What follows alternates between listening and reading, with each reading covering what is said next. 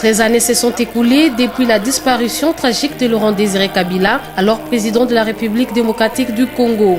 Comme à l'accoutumée, cette journée n'est pas passée inaperçue aux yeux des Congolaises et Congolais qui en ces jours ont choisi de se rendre à la cathédrale du centenaire protestant, au mausolée et au palais de marbre pour se souvenir des musées Laurent Désiré Kabila élevés au rang des héros nationaux.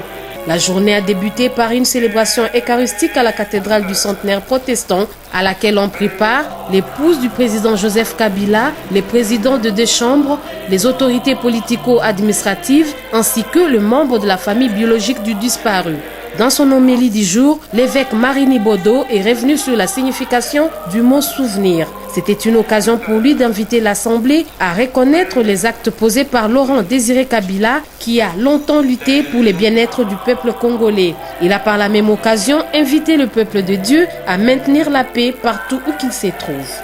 S'exprimant au nom de la famille biologique de l'illustre disparu, Théodore Mugalou, responsable de la maison civile du chef de l'État, a rappelé l'appartenance de Laurent Désiré Kabila à toute la communauté congolaise, d'où cette célébration.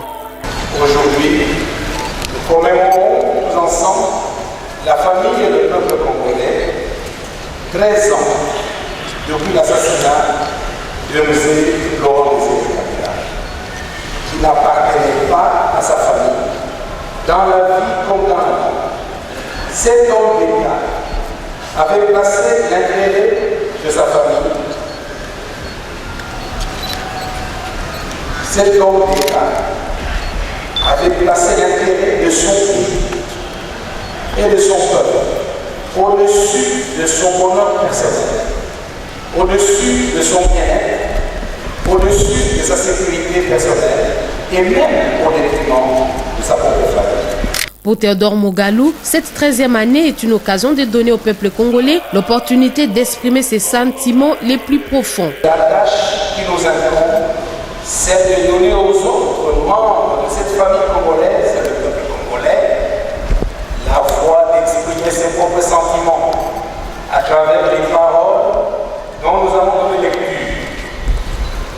Il s'agit de 13 messages choisis parmi des milliers d'autres, inscrits par le peuple congolais de la base, parfois inconnus de nous tous, dans les livres d'or du mausolée et du mémorial de marbre, le 16 janvier de chaque année, depuis 13 ans.